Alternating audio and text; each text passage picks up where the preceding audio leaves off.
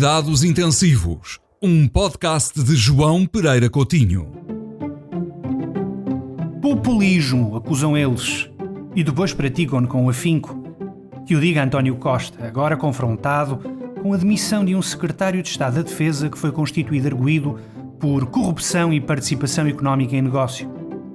Os portugueses, disse ufanamente o chefe da banda, não querem saber disso para nada. Por acaso querem.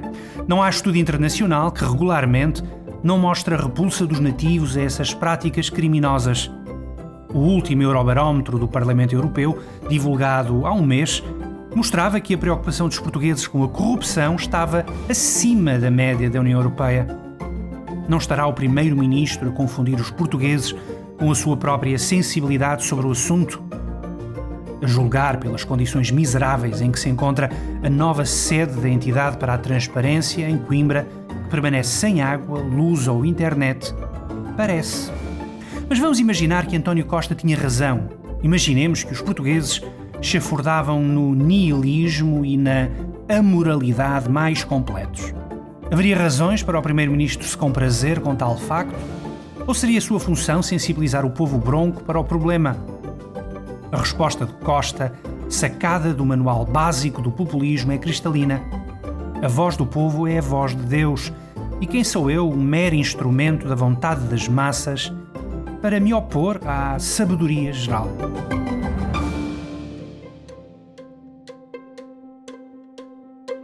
O populismo não vive apenas dessa ligação mítica e obviamente fraudulenta entre o líder e o povo. O populismo que importa é aquele que vai desgastando as instituições próprias das democracias liberais, como a justiça, o parlamento, o jornalismo crítico e independente, etc. Que eu saiba, o ministro da Cultura ainda não se atirou aos magistrados. Por enquanto, prefere abocanhar o parlamento e os jornalistas, cedendo à tentação populista. O Fidesz, na Hungria, começou assim.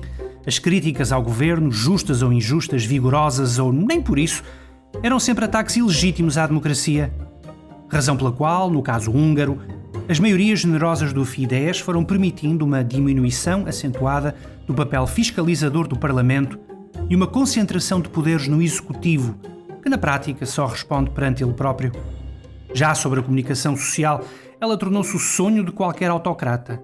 Um tom reverente, às vezes laudatório, tudo devidamente controlado pelos amigos e capangas de Viktor Orbán. O Ministro da Cultura, justiça seja feita, ainda não chegou a estes refinamentos. Quero muito acreditar que não chegará, atendendo a um sósia dele que conhecia noutra encarnação e que recuaria de horror perante as palavras do agora Ministro. Mas é inegável que nos seus comentários sobre os analistas políticos, que não percebem o mal que fazem, e sobre os deputados da CPI à TAP, procuradores do cinema americano de série B da década de 80, há pelo menos uma vontade genuína de que o Dr. António Costa, da próxima vez que for a Budapeste, o leve com ele a ver a bola. O mercado editorial abunda em obras e panfletos sobre a nossa história contemporânea, mas falta um bom livro de cultura política só para investigar se mudamos assim tanto nestes últimos 50 anos. Desconfio que as mudanças aconteceram a uma velocidade paquidérmica. De vez em quando, em matérias fundamentais, logo emerge o velho Portugal sensório que ainda não meteu na cabeça os rudimentos de uma cultura pluralista. Foi assim com os cartoons suínos de António Costa e continua assim com um cartoon qualquer da RTP, onde um polícia mata negros e poupa brancos, alegadamente em França. A esquerda, no primeiro caso, e a direita, do segundo, vieram rasgar as vestes para a praça pública, as vestes da saloice e do atraso, como se a liberdade de expressão apenas significasse liberdade para retratar o que a esquerda ou a direita entendem como legítimo. No Estado Novo e no PREC também era assim. Na nossa democracia constitucional esperava-se que fosse assado. Mas a cultura política de um povo nem sempre acompanha a velocidade com que ele se enfeita com shoppings e autoestradas. Nos 50 anos do 25 de Abril, talvez tenhamos de esperar mais 50 para abrir as melhores garrafas.